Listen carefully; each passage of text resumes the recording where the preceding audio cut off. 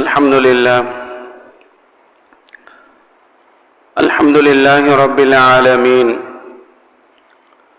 نحمده ونستعينه ونستغفره ونعوذ بالله من شرور أنفسنا ومن سيئات أعمالنا. من يهده الله فلا مضل له ومن يضلله فلا هادي له. وأشهد أن لا إله إلا الله وحده لا شريك له، وأشهد أن محمدًا عبده ورسوله صلى الله على سيدنا محمد وآله وصحبه وسلم تسليمًا كثيرًا كثيرًا. أرسله بالحق بشيرًا ونذيرًا بين يدي الساعة. من يطع الله ورسوله فقد رشد، ومن يعص الله ورسوله فإنه لا يضر إلا نفسه ولا يضر الله شيئا. ما بعد، فقد قال الله سبحانه وتعالى في كلامه العزيز بعد أعوذ بالله من الشيطان الرجيم. بسم الله الرحمن الرحيم. إن الذين آمنوا وعملوا الصالحات أولئك هم خير البرية. صدق الله العلي العليم. عن ابن مسعود رضي الله تعالى عنه قال: قال رسول الله صلى الله عليه وسلم: لا تزال قدم ابن آدم يوم القيامة من عند ربه حتى يسأل عن خمس: عن عمره فيما أفناه، وعن شبابه فيما بلاه، وعن ماله من أين اكتسبه وفيما أنفقه، وماذا عمل فيما علم، أو كما قال عليه الصلاة والسلام.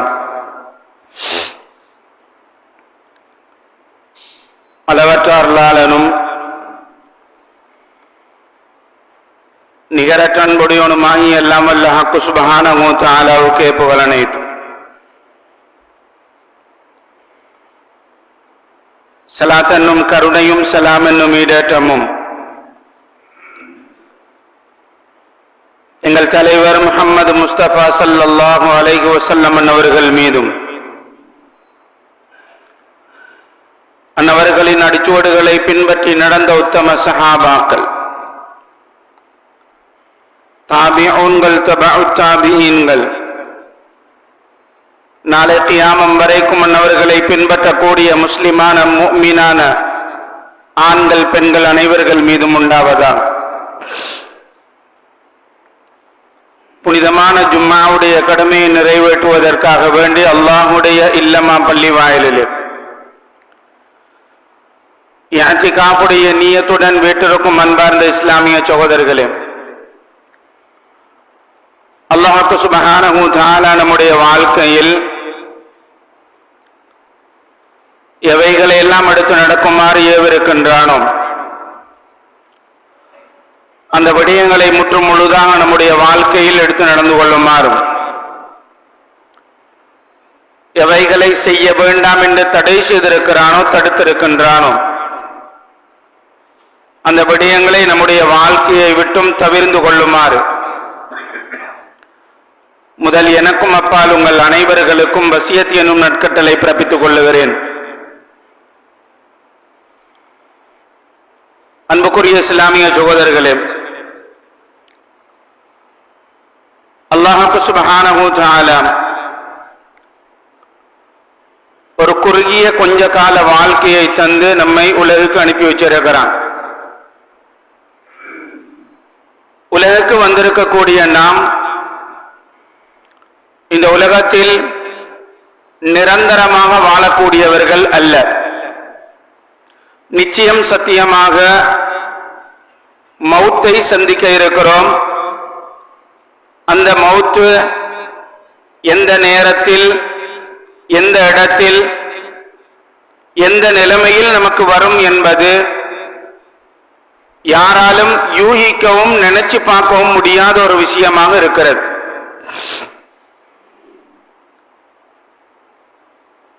அன்புக்குரிய இஸ்லாமிய சகோதரர்களே, அநேக மாணவர்களுடைய அண்மை காலமாக மௌத்துடைய செய்திகள் நமக்கு சொல்லப்பட்டால் நாம் கேட்கக்கூடிய முதலாவது கேள்வி, அவர் எப்படி மௌத்தா போனார்? ஏண்டா அதுக்கு பின்னால நாங்களே அதற்கு விளக்கம் சொல்லுகிறோம். நேற்று தானே எங்களுடைய வீட்டுக்கு வந்துட்டு போனாரு, எந்த நோயும் இல்லாம நல்லா தானே இருந்தாரு, நேற்று என்னோட போன்ல அழகா பேசிக்கொண்டிருந்தார் தானே, ஒரு கிழமைக்கு முன்னாடி நானும் அவரும் ஒரு இடத்துல சந்திச்சு கொண்டோமே, இவ்வாறு நிகழ்வுகளை பற்றி சொல்லிக் கொண்டிருக்கிறோம். எந்த நோயும் இல்ல, எந்த அறிகுறியும் கிடையாது மௌத்துக்கு, ஆனால் அவருக்கு மௌத்து வந்து விட்டது. அன்புக்குரிய இஸ்லாமிய சகோதரர்களே, இதுதான் யதார்த்தம். இந்த யதார்த்தத்தை நம்மவர்கள் விளங்கிக் கொள்வோம் என்றால் அடுத்த கட்ட வாழ்க்கை சுபீட்சமானதாக, சந்தோஷமானதாக, ஆரோக்கியமானதாக இருக்கு. நம்ம எல்லாருக்கிட்டையும் கேட்டா, நீங்க எப்ப பிறந்தன்னு கேட்டீங்கன்னா எல்லாரும்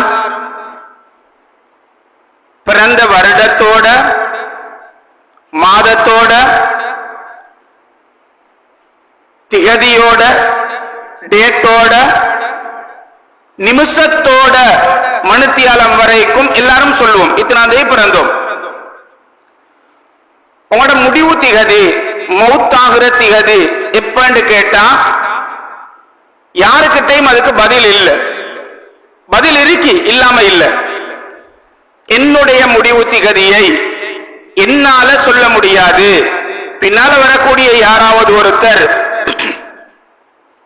இன்னார் இத்தனாம் மாசம், இத்தனாம் வருஷம், இத்தனாம் திகதி பிறந்தாரு, இத்தனாம் தேதி இன்ன வருஷம் மௌத்தா போனாரு அப்படின்னு பின்னால வரக்கூடிய ஒருத்தர் தான் சொல்லுவார்கள். அன்புக்குரிய இஸ்லாமிய சகோதரர்களே, நாம் அற்பமாக தயாரிக்கக்கூடிய ஒரு சின்ன பொருளாக இருந்தாலும் சரி,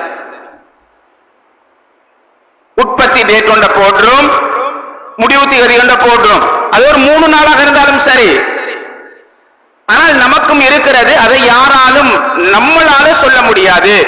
அப்ப இதிலிருந்து விளங்க வர விஷயம், மௌத்து நிச்சயம். எந்த இடத்துல எப்படி வரும் யாருக்கும் தெரியாது. அருமைநாயகம் ஸல்லல்லாஹு அலைஹி வஸல்லம் அவர்கள் சொல்லும் பொழுது சொன்னார்கள், மௌத் எவ்வளவு சீக்கிரமாக ஒரு மனிதனுக்கு வருகிறது என்றால், நான் தொழுகையில் ஒரு சலாம் கொடுக்கிறேன், இன்னொரு சலாம் கொடுக்கும் வரைக்குள்ள நேரம் உலகத்துல உயிரோடு இருப்பேனா இல்லையான்றத உறுதியா சொல்றதுக்கு முடியாது என்ற கருத்தை சொன்னாங்க அருமைநாயகம் ஸல்லல்லாஹு அலைஹி வஸல்லம். நாம் எல்லாம் தொழுகிறோம், தொழுகையில பல சந்தர்ப்பங்கள் இருக்குது. கியாமுடைய நிலைமை, நிக்கிறது, ருகூடைய, சுஜூதுடைய, இஅ்திதாலுடைய, அல் ஜுலூஸ் பைன சஜதத்தைன், 2 சஜதாக்களுக்கு இடையில உட்காரக்கூடிய இருப்பு, இது மாதிரி பல சந்தர்ப்பங்கள் இருக்குது. இந்த எல்லா சந்தர்ப்பங்களிலும் ஓதுவதற்கென்று ஏதாவது ஒரு கிராத்தோ, தஸ்பீஹாத்தோ, ஔராதோ ஏதாவது இருக்குது. ஆனால் ஒரு சலாம் கொடுத்தா இன்னொரு சலாமத்துக்கு இடையில ஏதாவது ஓதுறதுக்கு இருக்குதா? ஒன்றுமே இல்லை. ஒரு சலாம் கொடுத்தா அடுத்த கணம் அடுத்த சலாம். அருமைநாயகம் ஸல்லல்லாஹு அலைஹி வஸல்லம் அவர்கள் உணர்த்த வார விஷயம் என்னன்னா, நிமிடங்கள் கூட எடுக்கலாம், சில செகண்ட்கள் வரைக்கும் உலகத்தில் வாழ்வோம் என்பது உறுதி இல்லை என்ற கருத்தை தான் அருமைநாயகம் ஸல்லல்லாஹு அலைஹி வஸல்லம் சொல்றாங்க. ஆனா இன்றைக்கு நம்முடைய நிலைப்பாடுகள் என்ன, நம்முடைய செயல்பாடுகள் எப்படி இருக்குது? ஒருத்தர்கிட்ட சொல்றோம், நாளைக்கு 9 மணிக்கு சரியா நான் அந்த கடைக்கு முன்னால வருவேன், நீயும் வரணும். அவர் கேட்கிறார் டவுட்டா, இந்த நாளும் இப்படித்தான் சொல்ற, நீங்க டைமுக்கு வர மாட்டீங்க அப்படின்ற இவர் சொல்றாரு, சத்தியமா அடிச்சு சொல்றேன், 9 மணிக்கு நான் அந்த இடத்துல இருப்பேன், நீயும் கரெக்டா வந்துரு. அன்புக்குரிய இஸ்லாமிய சகோதரர்களே, ஹஜ்ரத் ரசூல் ஸல்லல்லாஹு அலைஹி வஸல்லம் அவர்கள் சொல்ல வாரார்கள், சில செகண்ட்கள் கூட நாம அடுத்த கட்டம் உயிரோடு இருப்போம் என்றது உறுதி இல்ல, நாளைக்கு 9 மணி வரைக்கும் இருப்போம் என்றது யாரு கேரண்டி தந்த? யாரு சொன்னது? அது வாழ்க்கையின் யதார்த்தம் இதுதான். இதை நானும் புரியணும், எல்லாரும் புரியணும். ஒரு இடத்துல அல்லாஹ் எங்களுடைய ரூஹ கைப்பற்றணும்ன்றத முடிவு பண்ணிட்டான்டா, அந்த இடம் வரைக்கும் ஒரு தேவைய வேலைய ஏற்படுத்தி அந்த இடம் வரைக்கும் நம்மளை போக வச்சு அந்த இடத்துல வச்சு அல்லாஹ் ரூஹை கைப்பற்றுவதாக அருமை நாயகம் ஸல்லல்லாஹு அலைஹி வஸல்லம் சொன்னாங்க. அதனாலதான் பாருங்க, இன்றைக்கு தனக்கிட்ட இருக்கிற முழு சொத்தையும் வித்து, காணி பூமி எல்லாத்தையும், தன்னுடைய மனைவிக்கு சொந்தமான நகைகளையும் வித்து, இதெல்லாம் திரும்ப ரிட்டர்ன் வாங்கணும், கடன்கள் இருந்து அதெல்லாம் அடைக்கணும் என்றதுக்காக வேண்டி அமெரிக்கா போறார், லண்டன் போறார், சவுதி போறார், கட்டார் போறார். ஏன்? இருக்கிற கஷ்டம் இல்லாம போகணும், நிறையவே சம்பாதிக்கணும், கடன் எல்லாத்தையும் கொடுக்கணும் என்ற ஒரே நோக்கத்துல போறார். போய் ஒரு மாசத்துக்கு பின்னாடி, 5 மாசத்துக்கு பின்னாடி, 1 வருஷத்துக்கு பின்னாடி, 2 வருஷத்துக்கு பின்னாடி செய்தி அங்க இருந்து வருகிறது, இன்னார் மௌத் ஆயிட்டாராம். ஜனாசாவை கொண்டு வரண்டா கொஞ்சம் சிரமம். ஒரு 10 நாள் முடியும், 1 மாசம் முடியும், 3 மாசம் முடியும். சிரமத்தை தவிர்க்கிறதுக்கு ஜனாசாவை வச்சு அலக்கழிக்க கூடாது என்பதற்காக வேண்டி நாங்களே சொல்றோம், அங்கே அடக்கம் செய்யுங்க. அன்புக்குரிய இஸ்லாமிய சோதர்களே, இப்ப இதை நான் சொல்லிக் கொண்டிருக்கும் பொழுது எங்கட பகுதியில் ஒரு சகோதரர் குவைட்ல மௌத், ஜும்மாக்கு பின்னாடி குவைட்ல தான் அவருடைய ஜனாசா அடக்கம் செய்யப்பட இருக்குது. நான் என்ன விஷயத்தை சொல்ல வரேன்டா, அவர் போனது சம்பாதிக்கிறதுக்கு, அங்க வச்சு மௌத்து. அருமைநாயகம் ஸல்லல்லாஹு அலைஹி வஸல்லம் சொன்னாங்க தானே, ஒரு தேவைய வேலையை ஏற்படுத்தி அந்த இடம் வரைக்கும் அவரை போக வச்சு அவருடைய ரூஹ கைப்பற்றுவதாக அல்லாஹ் அந்த மனிதனுடைய ரூஹ குவைட்ல வச்சு தான் கைப்பற்றோடும் என்றதை முடிவு பண்ணியிருக்கிறான். அவருக்கு ஒரு தேவை ஏற்படுத்தி அங்க போக வச்சு அவருடைய ரூஹ கைப்பற்றி அவருடைய ஜனாசா அங்க அடக்கம் செய்யப்படுகிறது.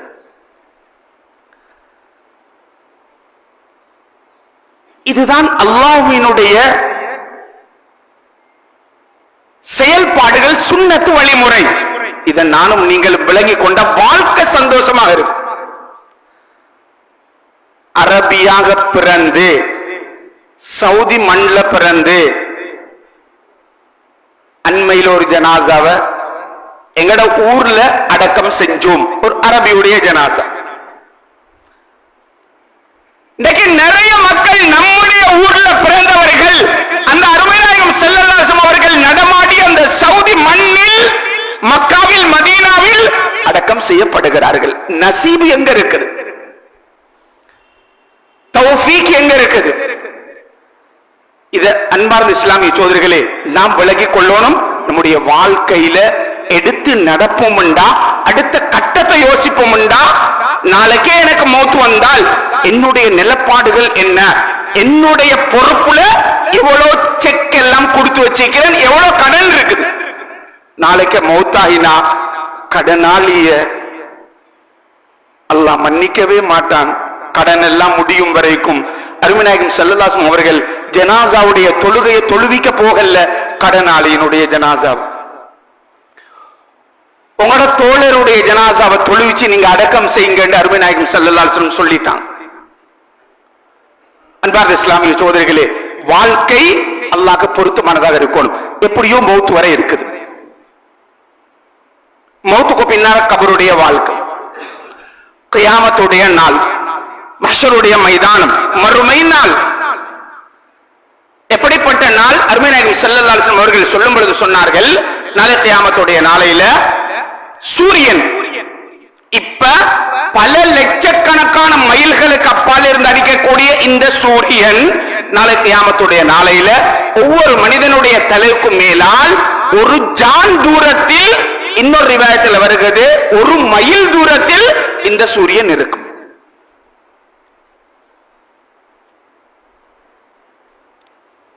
பல லட்சக்கணக்கான மைல்களுக்கு அப்பால் இருந்து அடிக்கக்கூடிய சூரியனுடைய வெப்பத்தை நம்மளால தாங்கலாம். ஏசி போட்டிக்கிறதால இருக்கிறோம். கரண்ட் கட்டாவி ஃபேன் எல்லாம் நிக்கும்டா, ஏசியும் ஆஃப் ஆகும்டா, கொஞ்ச நேரம் கூட இருக்கேலுமா? யோசிச்சு பாருங்க. இது பல லட்சக்கணக்கான மைல்களுக்கு அப்பால் இருந்து அடிக்கக்கூடிய இந்த சூரியனின் வெப்பம் தாங்கலாம்.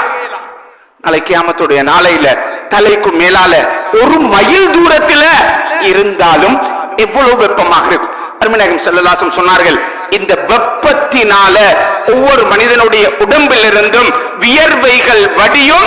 இந்த வியர்வைகள் ஆறுகள் மாதிரி ஓடிக்கொண்டிருக்கும். உலகத்தில் அந்த மனிதன் செய்த பாவத்துக்கு தக்க வேதனை செய்யப்பட்டுக் கொண்டிருப்பான். சில மனிதர்களுடைய கரண்டை கால் வரைக்கும் வியர்வை ஓடும். சிலர்களுடைய முழங்கால், சிலர்களுடைய இடுப்பு, சிலர்களுடைய கழுத்து, சிலர்களுடைய தலைக்கும் மேலால் வியர்வைகள் ஆறுகள் மாதிரி ஓடும். இதில மக்கள் வேதனை செய்யப்பட்டுக் கொண்டிருப்பார்கள். இப்படிப்பட்ட கியாமத்துடைய நாளையில், மறுமை நாளையில் அல்லாஹ் என்னையும் நம்ம எல்லாரையும் பார்த்து ஒரு 5 விதமான கேள்விகள் கேட்க இருக்கிறான். அந்த கேள்விக்கு பதில சொன்னாத்தான் வெச்ச கால எடுத்து இன்னொரு 8 வைக்கிறது கேள்வி. அருமைநாயகம் ஸல்லல்லாஹு அலைஹி வஸல்லம் அவர்கள் சொல்லும் பொழுது சொன்னார்கள், லா தஸாலு கதம பினி ஆதம், ஆதமுடைய மகனுடைய மனிதர்களுடைய 2 பாதமும் அசையாது, நீங்காது. யௌமல் கியாமத்து மின் இன்தி ரப்பி, அல்லாஹ்க்கு முன்னால கியாமத்துடைய நாளையில் ஹத்தா யுஸ்அல அன் ஹம்ஸின், 5 கேள்வி கேட்கப்படும் வரை வெச்ச கால எடுத்து இன்னொரு 8 வைக்கிறது கேளா. அந்த 5 கேள்விக்கும் பதில சொன்னாதான் வெச்ச கால எடுத்து இன்னொரு 8 வைக்கிறது கேளும். அன்பார்ந்த இஸ்லாமிய சோதரிகள், இந்த 5 கேள்விக்கும் பதில தயாரிக்கிறது. அதை நான் ஆரம்பத்திலிருந்து சொல்லிட்டு வாரன். உலகத்தில் நமக்கு நிர்ணயம் செய்யப்பட்ட வாழ்க்கையில தான் இந்த 5 கேள்விக்கும் பதில தயாரிக்கணும். அதனாலதான் அல்லாஹ் சிலவங்களுக்கு 70 வருஷம் கொடுத்திருக்கிறான், சிலவங்களுக்கு 50 வருஷம் கொடுத்திருக்கிறான், சிலவங்களுக்கு 30, 40, 20, சிலவங்களுக்கு 100 வருஷமும் கொடுத்திருக்கிறான். இந்த கால எல்லைக்குள்ளதான் இந்த கேள்விகளுக்குரிய பதில தயாரிக்கணும். உதாரணமா எக்ஸாம் ஹோலுக்கு போறோம், கையில பேப்பர் தாரான், கேள்வி பேப்பர், பல கேள்விகள் கேட்கப்பட்டிருக்குது. இவர் இந்த கேள்விகளுக்கு சரியான விடைய எழுதணும்டா ஒரு நாளோ, ஒரு மாசமோ, ஒரு வருஷமோ, 10 வருஷமோ செலவழிச்சு படிச்சிருந்தா இன்ன கேள்விக்கு இன்ன விட, இன்ன கேள்விக்கு இன்ன விட பதில எழுதிட்டு பேப்பரை கேள்விய பதில் பேப்பராக கொடுத்துட்டு வர்றது கேள்வி. இவர் படிக்கல, செலவழிக்கல, அதுக்காக வேண்டிய தியாகம் செய்யல, கேள்வியும் வழங்கல்ல, பதிலும் வழங்கல்ல, வெற்று பேப்பரை, வெறும் பேப்பரை திருப்பி கொடுத்துட்டு வாரத்தை உலகத்துல நாங்க பார்க்கிறோம். இதே மாதிரி நாளை கியாமத்துடைய நாளையில அல்லாஹ் எங்களை பார்த்து 5 கேள்விகள் கேட்க இருக்கிறான்.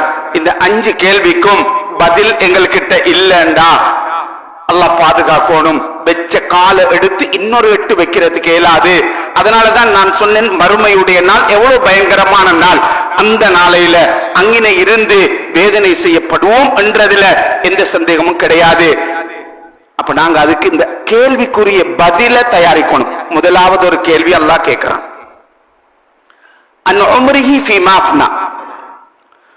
உங்களுடைய வாழ்க்கை காலத்தை, முழு வாழ்க்கையையும் எப்படி கழிச்சீங்க? ஒரே கேள்வி எல்லாமே வருகிறது, பிறந்ததிலிருந்து மௌத்தாகும் வரைக்கும்.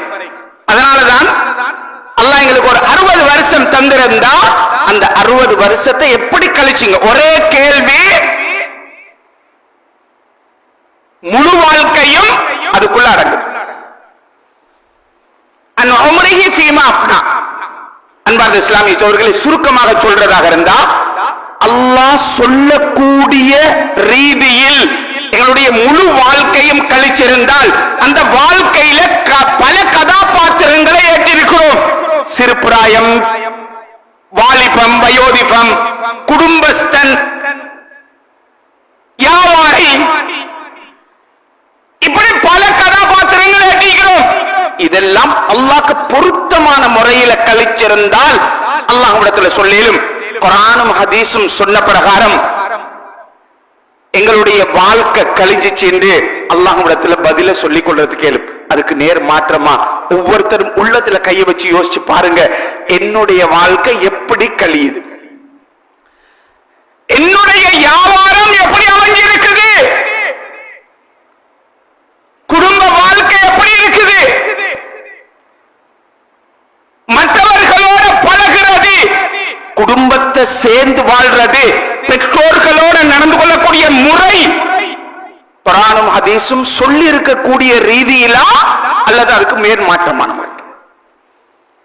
ஒரே கேள்வி எல்லாமே வருகிறது. இரண்டாவது ஒரு கேள்வி அல்லாஹ் கேட்கிறான், வஅன் ஷபாபிஹி ஃபீமா பலா, உங்களுடைய வாலிப காலத்தை எப்படி கழிச்சீங்க? அன்புக்குரிய இஸ்லாமிய சகோதரர்களே, முதலாவது கேள்விக்குள்ள இந்த வாலிபம் என்றது முழு வாழ்க்கை அப்படின்றதுக்குள்ள வாலிபம் என்றதும் அடங்குது, வருகுது. இருந்தாலும் அல்லாஹ் இரண்டாவதா பிரத்யேகமா இன்னொரு கேள்வியா வாலிபத்தை ஏன் கேட்கிறான், எதுக்கு கேட்கிறான்? ஒரு மனிதனுடைய வாழ்க்கையை பிரிச்சா மூணு பகுதியா, பிரத்யேகமான பகுதிகளாக மூணு பகுதியா பிரிக்கிறது கேள்வி.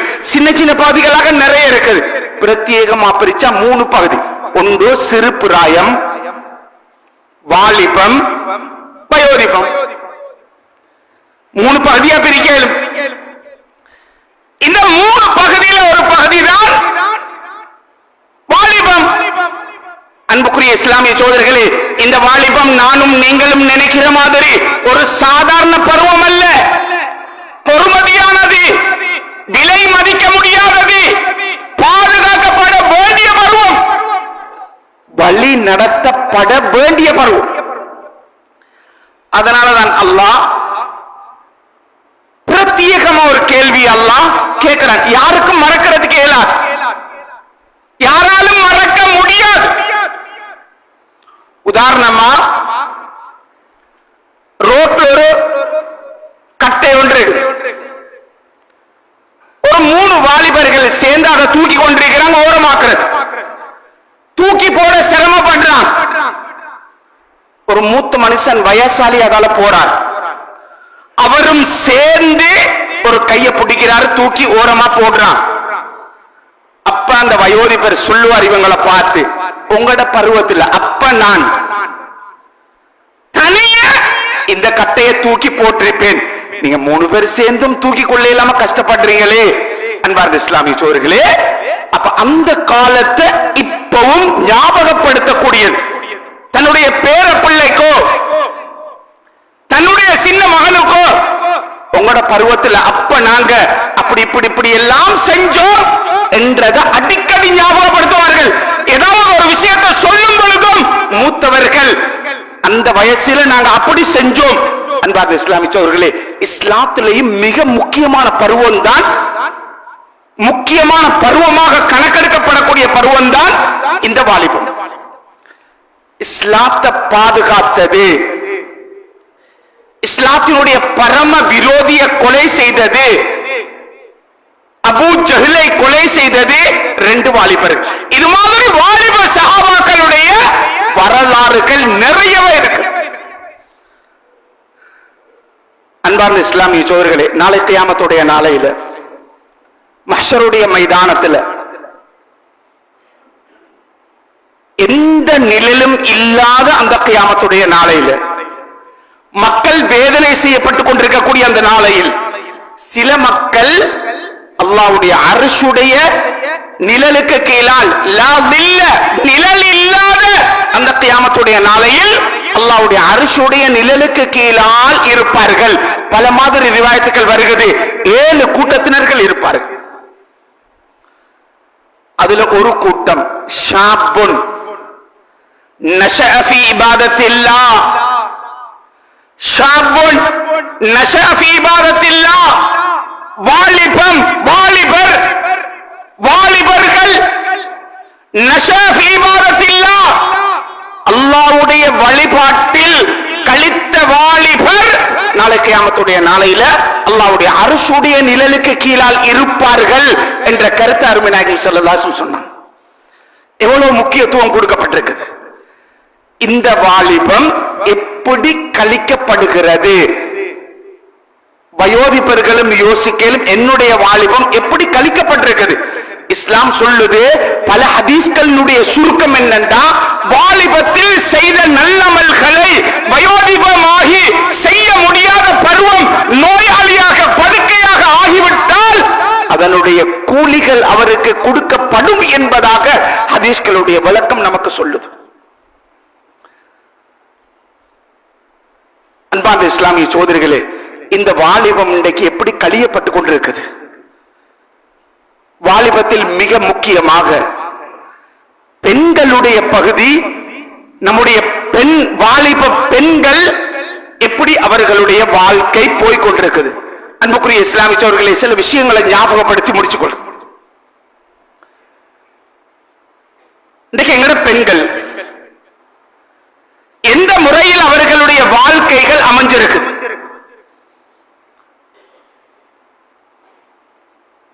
அன்பார்ந்த இஸ்லாமிய சகோதரர்களே, பாதுகாக்கப்பட வேண்டிய பெரிய பொக்கிஷம் பெண்கள், வாலிப பெண்கள் பாதுகாக்கப்பட வேண்டியவர்கள். இன்றைக்கு அது பாதுகாக்கப்படுகிறதா? ஒவ்வொரு பெற்றோர்களும், ஊர் தலைவர்களும், முக்கியஸ்தர்களும் கவனிக்கோணும். படிப்பு அப்படின்ற பேர் போர்வையில் நாம் வானண்டு சொல்ல வர இல்லை. ஆனால் அதனுடைய ஹக்கு சரியாக நிறைவேற்றப்படுகிறதா? எங்களுடைய பெண் பிள்ளைகள், வாலிப பெண் பிள்ளைகள் சரியாக பாதுகாக்கப்படுகிறார்களா? அதைத்தான் யோசிக்கணும். நிறைய விஷயங்கள் இருக்கு. சில விஷயங்கள்ல மெம்பர்ல இருந்து ஞாபகப்படுத்துறதும் கஷ்டம், சிரமம். எங்கட பிள்ளைகளை கிளாஸுக்கு அனுப்புறோம், படிக்கிறதுக்கு அனுப்புறோம். இஸ்லாம் சொல்லி இருக்குது, ஒரு வயதுக்கு வந்த ஒரு பெண் யாராக இருந்தாலும் சரி, மஹரமான துணை இல்லாமல் வெளியில போகக்கூடாது. இது பேணப்படுகிறதா? பாதுகாக்கப்படுகிறதா? பெண்கள் போறாங்க, மாற்று கருத்துக்கு இடம் இல்ல. பெண்களை படிக்க வைக்கணும். பல துறைகளிலும் பெண்கள் சாதிக்கணும். அவங்களுக்கு உந்து சக்தியாக, உதவியாக நாம இருக்கணும் என்றதில் எந்த மாற்று கருத்தும் இல்ல. இன்றைக்கு பைலட்டாக தன்னை முழுமையாக மறைத்துக் கொண்டு பைலட்டாக பெண்கள் இருக்கிறார்கள். புல்லட் ட்ரெயின்களை ஓட்டக்கூடிய பெண்கள் தன்னை முழுமையாக மறைத்துக் கொண்டு இருக்கிறார்கள். சோசியல் மீடியால தகவல்களாக, நியூஸ்களாக நாளுக்கு நாள் பார்த்துக் கொண்டிருக்கிறோம். எதுவரைக்கும் யுத்த பிளைட்டை ஓட்டக்கூடிய லெவலுக்கும் நம்முடைய முஸ்லிம் பெண்கள், விளையாட்டு துறையாக இருந்தாலும் சரி, எதுவாக இருந்தாலும் சரி, தன்னை முழுமையாக மறைத்துக் கொண்டு எல்லா துறையிலும் சாதிச்சு கொண்டிருக்கிறார். இந்த நிலைமைக்கு என்னுடைய மகள், என்னுடைய மனைவி, என்னுடைய சகோதரி இந்த லெவலுக்கா இருக்குதுன்றதான் ஒவ்வொருத்தரும் சிந்திக்கணும். ஒவ்வொருத்தரும் சிந்திக்கணும். இன்னைக்கு நாங்க என்ன செய்யறோம்? எங்கட செயல்பாடுகள் எப்படி இருக்குது? நாங்க இன்றைக்கு எங்கட பிள்ளைய, குமர் பிள்ளைய வீட்டுல இருந்து கூட்டிட்டு போறோம். எங்க பஸ் ஹோல்டு வரை வாகனத்தில் ஏத்தியோ கைய பிடிச்சோ எப்படியோ கூட்டிட்டு போறோம். பஸ் ஹோல்ட்ல கொண்டு போய் பஸ்ல ஏத்தி விட்டு வீட்டுக்கு வந்துடுறோம். திரும்ப எங்கட பிள்ளை கிளாஸ் முடிச்சுட்டு எப்ப வருகுதுன்னு டைம் பார்த்து அந்த இடத்துக்கு போறோம், ஏத்திட்டு வந்து திரும்ப வீட்டுல விட்டுரும். ஆனா பஸ்ஸுக்குள்ள யார் யார் போற, எப்படி நடந்து கொள்ளுது பிள்ளை, எல்லாமே மலக்குமார் தானே போற. அதை பத்தி யோசிக்கிறோம் இல்லையே? யோசிக்கிறோமா? அன்பார்ந்த இஸ்லாமிய சோதர்களே, நான் தகவல்களை பரிமாறிக்கொள்றேன். இன்றைக்கு நிறைய இடங்களில் நிறைய அனாச்சாரங்கள், பிள்ளைகளுடைய வாழ்க்கை எங்கேயோ போகுது. கையில பெண்ணாம் பெரிய போன் ஒன்று வாங்கி கொடுக்கிறோம், ஸ்மார்ட் போன. படிக்கணும் என்ற பேர்ல லேப்டாப் வாங்கி கொடுக்கிறோம், டெப்ப வாங்கி கொடுக்கிறோம், கம்ப்யூட்டர் வாங்கி கொடுக்கிறோம். நாம் வானண்டு சொல்ல வரையில்லை. அதெல்லாத்தையும் போட்டு ஒரு ரூமுக்குள்ள போட்டு மூடி, புள்ளட ரூமுக்குள்ள வாப்பா போறதும் இல்ல, ஒத்தரும் போறல, அதுக்குள்ள மூடி வைக்கிறோம். அந்த புள்ள எத்தனை மணிக்கு படுக்குது, எத்தனை மணிக்கு எழும்புது, இதை எப்பயாவது பார்த்தோமா? வாங்கி கொடுங்க, ஹோல்ல போடுங்க, நீங்க நடமாடுற இடத்துல போடுங்க. போச்சில வரச்சில பாக்கேலும் தப்பு நடக்காது. இன்றைக்கு தராதரம், வயது வித்தியாசம் இல்லாமல் யார் யாரோடையோ தொடர்புகளை ஏற்படுத்தி கிளாஸுக்கு போன புள்ள அப்படியே பேய்த்து எங்கேயோ இல்ல, இன்றைக்கு வரைக்கும் இல்ல நிறைய பிள்ளைகள். பெற்றோர்களே, யோசிக்கிறதுக்காக சொல்றேன். இன்றைக்கு இதனுடைய விளைவால எத்தனையோ குடும்பம் தன்னை தானே மாற்றி கொண்டிருக்கிறான். வெளியில வரையலாம், 4 பேர் ஏளனமா பார்க்கிறான். காரணம், நாங்க சரியாக அதனுடைய வழியை அமைச்சு கொடுத்தோம் என்றால், அன்பார்ந்த இஸ்லாமிய சோதர்களே, பெண்கள் பாதுகாக்கப்படுவார்கள். இன்னைக்கு கொஞ்சம் ரேடியோ திறந்து பாருங்களேன்.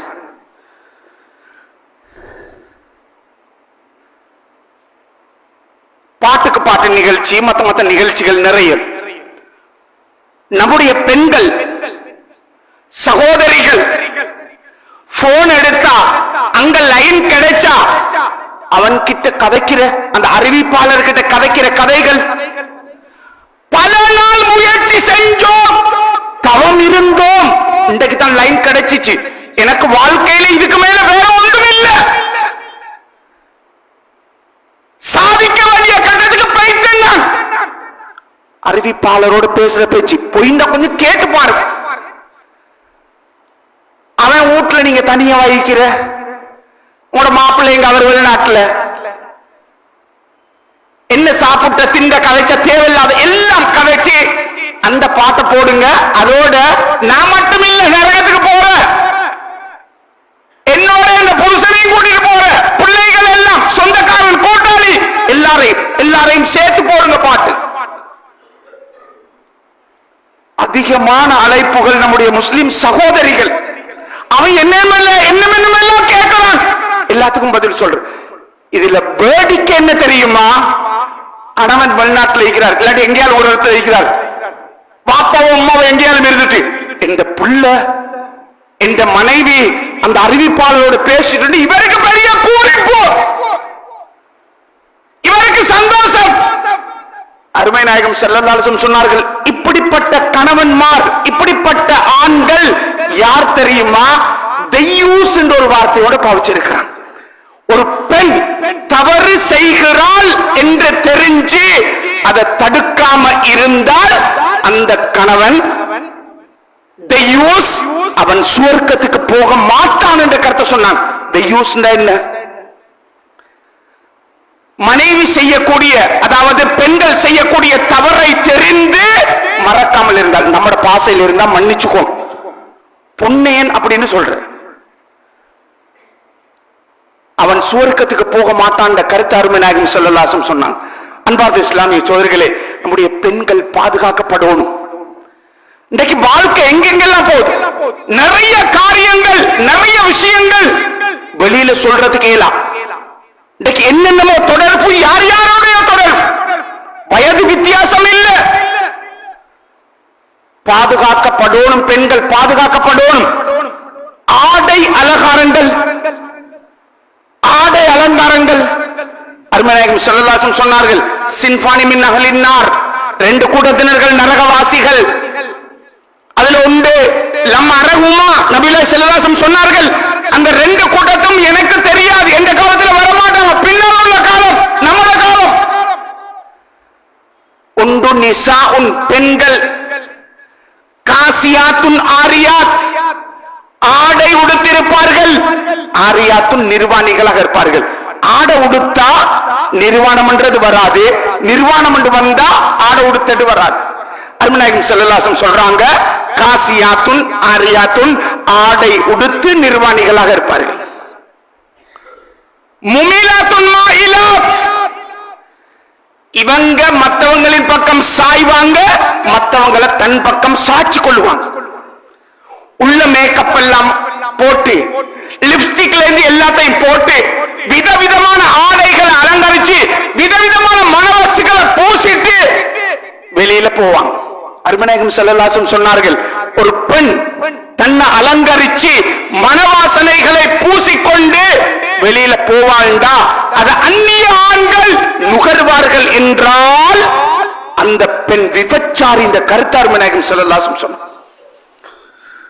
அன்பார்ந்த பெற்றோர்களே, அன்பார்ந்த கணவன்மார்களே, அன்பார்ந்த மூத்த சகோதரர்களே, என்ற மனைவி என்னுடைய சகோதரி, என்னுடைய தாய், காட்சி பொருள் அல்ல, பாதுகாக்கப்பட வேண்டியது பொக்கிஷம். பொக்கிஷத்தை ரோட்ல போட்டு வைக்க மாட்டோம், பாதுகாப்போம். அதுக்கு அடிமாண்டு வந்துடக்கூடாது, அது இல்ல. சுதந்திரம் கொடுத்திருக்குது இஸ்லாம்.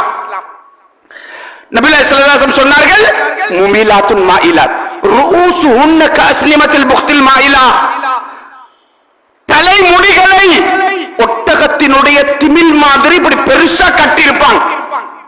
நடுத்தலையில முடி எல்லாத்தையும் கொண்டு போய் சேர்த்து அப்படி ரவுண்ட் மாதிரி கட்டுவாங்க. மேற்கத்திய கலாச்சாரம், ஸ்கப்ப போட்டு மேல குண்டு மாதிரி கட்டி வச்சிருப்பார்கள். நீங்க சொல்லி பாருங்க, அது ஒரு கலாச்சாரம் என்றுவாங்க, ஃபேஷன் என்றுவாங்க, உங்களுக்கு எல்லாம் தெரியாதுவாங்க.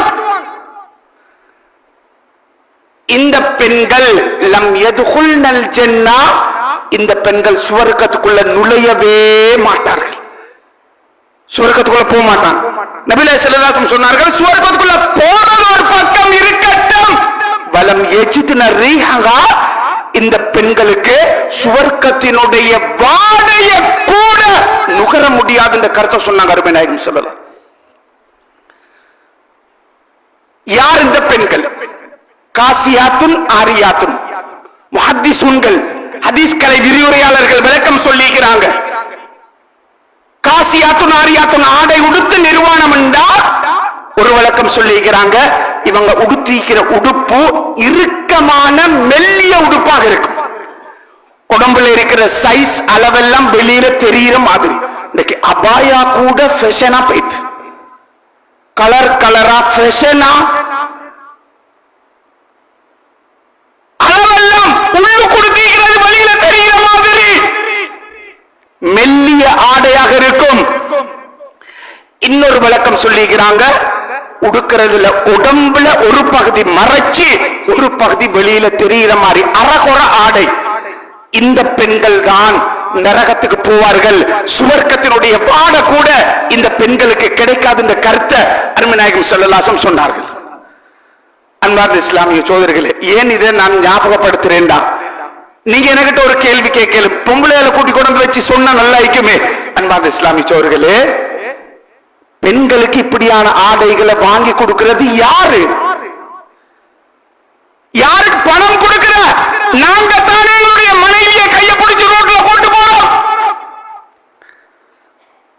சுவர்க்கத்துக்கு கூட்டிக் கொண்டு போகக்கூடிய நாம் நரகத்துக்கு கூட்டிக் கொண்டு போறோம், நரகத்துக்கு கூட்டிக் கொண்டு போறோம். சுவர்க்கத்தினுடைய வாடையே கிடைக்காத இடத்துக்கு கூட்டிட்டு போறோம். இதை கவனிக்க வேண்டியது பெற்றோர்களுக்கு, கணவன்மாருக்கு, உறவினர்களுக்கு மிகப்பெரிய கடமை இருக்கு, மிகப்பெரிய கடமை இருக்கு. அன்பார்ந்த இஸ்லாமிய சோதரர்களே, எங்களுடைய பெண்களை பாதுகாத்து அவர்களை இஸ்லாத்தினுடைய கண்களாக, இஸ்லாத்தினுடைய நம்முடைய கண்களாக பாதுகாத்து வெச்சோம் என்று சொன்னால் அதிலே இருந்துதான் நம்முடைய சின்ன பிள்ளைகள் உருவாகிறது, பிச்சளமே உருவாகிறது. வளரக்கூடிய பிள்ளைகளும் சாலிஹானவர்களாக வளருவார்கள். அவர்களை கொண்டு இஸ்லாம் மலரக்கூடியதாக சஹாபாக்களுடைய வரலாறு, சஹாபா பெண்மணிகளுடைய வரலாறு நமக்கு நாளுக்கு நாள் சொல்லிக் கொண்டிருக்கிறது.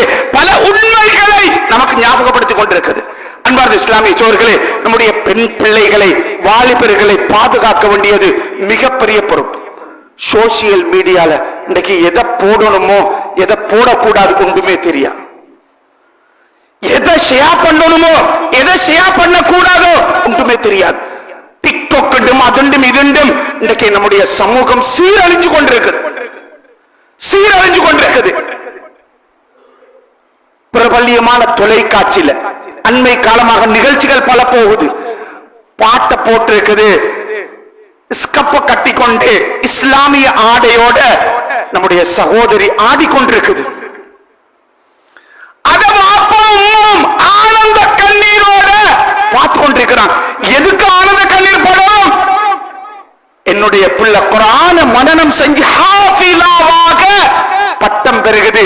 இதை பார்த்து ஆனந்த கண்ணீர் படணும். குர்ஆன படிச்சிக்குது, ஹதீஸ படிச்சிக்குது, அதுல பட்டம் பெறுகிறது, ஹாஃபிலாவாக ஆலிமாவாக ஆகுது. இதை பார்த்து சந்தோஷப்படணும். இன்னைக்கு எதோ பார்த்து நாங்க இன்னைக்கு சந்தோஷப்பட்டோம். அன்பார்ந்த இஸ்லாமிய சோர்களே, நம்முடைய சமூகத்தை பாதுகாத்து அல்லாஹ் விரும்பக்கூடிய ரீதியில உயர்தரமான சுவர்க்கத்தின் பால் செல்லக்கூடிய ரீதியில சமூகத்தை பாதுகாக்க வேண்டிய பொறுப்பு நமக்கு இருக்குது. அந்த விஷயத்தில் கொஞ்சத்தையாவது ஞாபகப்படுத்தி இருக்கிறேன். இதை நானும் நீங்களும் எல்லாரும் எங்களுடைய வாழ்க்கையில எடுத்து உயர்தரமான சுவர்க்கத்துக்கு போய்த்து சேர்றதுக்கு அல்லாஹ் சுப்ஹானஹு வ தஆலா நம் அனைவர்களுக்கும் கிருபை செய்வானாக. யா அல்லாஹ், எங்களுடைய பாவத்தை மன்னித்தருள்வாயாக, எங்கள் முழு சமூகத்தினுடைய பாவத்தை மன்னித்தருள்வாயாக, முஸ்லிம்கள் அனைவர்களையும் நிம்மதியாக சந்தோஷமாக வாழ வச்சிடுவாயாக, எங்களுடைய பிள்ளைகளை சாலிஹானவர்களாக ஆக்கி தந்தருள்வாயாக, கண் குளிர்ச்சி ஏற்படக்கூடிய ரீதியில் பிள்ளைகளை ஆக்கி தந்தருள்வாயாக, கடைசி நேரம் கலிமா லா இலாஹ இல்லல்லாஹ்வோட மௌத்தாகுவதற்கு தௌஃபீக் செய்வாயாக. வ ஆகிர் தஅவானா அல்ஹம்துலில்லாஹி ரப்பில் ஆலமீன். அல்ஹம்துலில்லாஹ் அல்ஹம்துலில்லாஹி அலி ذات علم صفات السميع سمات كبير الشان جليل القدر رفيع الذكر متعال امر جليل البرهان فخم الاسم عزيز الموسع الحلم كثير الغفران جميل الثناء جزيل العطاء مجيب الدعاء يميم الاحسان سريع الحساب شديد العقاب علم الادب عزيز السلطان ونشهد ان لا اله الا الله وحده لا شريك له في الخلق والامر ونشهد ان سيدنا ومولانا محمدا عبده ورسوله المبعوث للاسود والاحمر المنعوت بشرع الصدر ورفيع الذكر وصلى الله على محمد وعلى اله واصحابه الذين هم خلاصة الارض الارباب وخير الخلائق بعد الانبياء اما بعد. فيا أيها الناس وحدوا الله فإن التوحيد رأس الطاعات واتقوا الله فإن تقوى ملاك الحسنات وعليكم بالسنة فإن سنة تهدي للطاعة ومن أطاع الله ورسوله فقد رشد واهتدى وإياكم البدع فإن البدعة تهدي للمعصية ومن يعص الله ورسوله فقد ضل وغوى وعليكم بالصدق فإن الصدق ينجي والكذب يهلك وعليكم بالإحسان فإن الله يحب المحسنين ولا تقنطوا من رحمة الله فإنه أرحم الراحمين ولا تحبوا الدنيا فتكونوا من الخاسرين ألا وإن نفسا لن تموت حتى تستكمل رزقها فاتقوا الله واجملوا في الطلب وتوكلوا عليه فإن الله يحب المتوكلين وادعوه فإن ربكم مجيب الداعين واستغفروه يمددكم بأموال وبنين. أعوذ بالله من الشيطان الرجيم. وقال ربكم ادعوني أستجب لكم إن الذين يستكبرون عن عبادتي سيدخلون جهنم داخرين. بارك الله لنا ولكم القرآن العظيم ونفعنا وإياكم بالآيات والذكر الحكيم. أستغفر الله لي ولكم ولسائر المسلمين واستغفروه إنه هو الغفور الرحيم.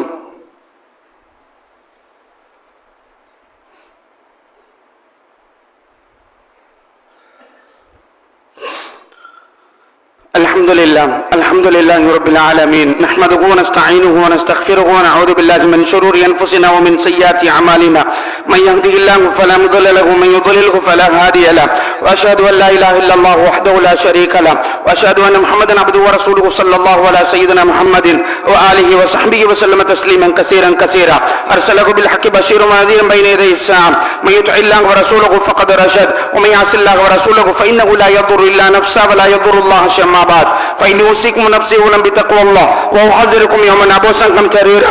أعوذ بالله من الشيطان الرجيم. بسم الله الرحمن الرحيم. إن الله وملائكته يصلون على النبي يا أيها الذين آمنوا صلوا عليه وسلموا تسليما اللهم صل على سيدنا محمد عبدك ورسولك وصل على المؤمنين والمؤمنات والمسلمين والمسلمات وبارك على محمد وأزواجه وذريته قال النبي صلى الله عليه وسلم أرحم أمتي بأمتي أبو بكر وأشدهم في أمر الله عمر وأصدقهم حياء عثمان وأقلهم علي رضي الله تبارك وتعالى عنهم وفاطمة سيدة نساء أهل الجنة والحسن والحسين سيد شباب أهل الجنة رضي الله تبارك وتعالى عنهم وأمسد وصد الله وأسد رسوله صلى الله عليه وسلم رضي الله عنه اللهم اغفر للعباس وولده مغفرة ظاهرة باطنة لا تغادر ذنبا الله في أصحاب لا تتخذهم غرا من بعده ومن حبهم فبحبه حبهم ومن أبغضهم فببغضه أبغضهم وخير أمتي قرني ثم الذين يلونهم ثم الذين يلونهم اللهم اغفر للمؤمنين والمؤمنات والمسلمين والمسلمات الأحياء منهم والأموات اللهم أيد الإسلام وأنصاره